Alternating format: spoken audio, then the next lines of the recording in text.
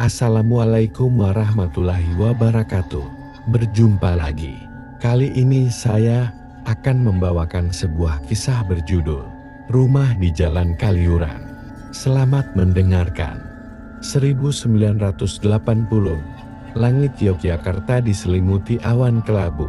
Di utara kota, di sebuah jalan lengang yang jarang dilalui orang, berdiri sebuah rumah besar peninggalan masa kolonial Belanda.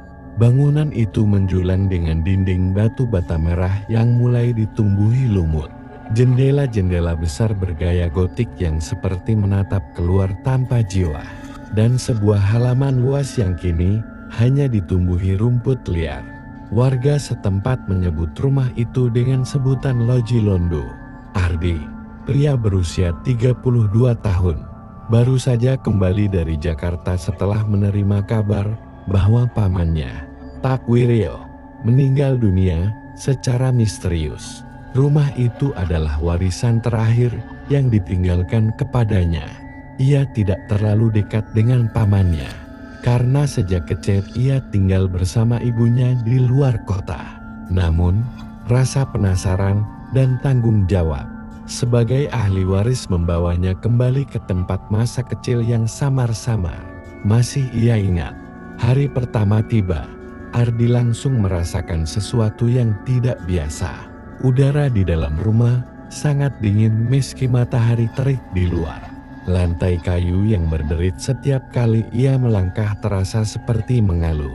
Dan lorong-lorong panjang di dalam rumah menciptakan gema yang menyesatkan. Ia mencoba menata ulang rumah itu, membuka jendela-jendela yang lama tertutup, membersihkan debu. Namun perasaan bahwa ia sedang diawasi tidak pernah hilang. Malam harinya, saat Ardi hendak tidur, suara piano tua di ruang tengah terdengar lirih. Ia turun dengan senter, mengira itu hanya suara angin. Tapi ketika ia tiba di ruang tengah, piano itu benar-benar terbuka, dan tutup tutsnya bergerak perlahan. Tak ada siapa-siapa di sana. Ardi menutup piano itu dengan cepat dan kembali ke kamar. Mencoba berpikir rasional. Hari demi hari, gangguan semakin nyata. Cermin di kamar mandi berkabut padahal ia belum mandi. Suara langkah kaki dari loten. Dan yang paling membuat bulu kuduknya berdiri adalah bau anyir yang muncul tepat pukul 3 dini hari. Ardi mencoba mencari tahu tentang rumah itu dan menemukan sebuah buku catatan tua milik pamannya. Dalam catatan itu, Pak Wiryo menulis tentang suara-suara aneh yang sama dan penglihatannya terhadap seorang wanita Belanda bergaun putih yang kadang muncul di lorong atau di balik jendela. Paman Ardi bahkan menyebut nama wanita itu Wilhelmina. Didorong oleh rasa takut dan penasaran, Ardi mendatangi perpustakaan daerah. Di sana, seorang arsiparis tua bernama Pak Darmo menunjukkan bahwa rumah itu dulunya milik Hendrik van Duren, pejabat Belanda yang dikenal kejam terhadap rakyat pribumi. Konon, ia memiliki ruang penyiksaan di dalam rumah tersebut, dan suatu malam seluruh keluarganya menghilang tanpa jejak. Sejak saat itu, rumah itu dianggap terkutuk. Puncaknya terjadi pada malam Jumat Kliwon. Hujan deras turun dan listrik padam. Dalam kegelapan, suara langkah kaki mendekat dari lorong. Ardi dengan membawa lilin mengikuti suara itu hingga tiba di pintu. Loteng pintu yang selama ini terkunci rapat. Aneh, malam itu pintu tersebut terbuka perlahan dengan suara decit pelan. Di dalam loteng, ia menemukan sebuah lukisan besar bergambar keluarga Belanda. Tatapan mata mereka tajam, hidup.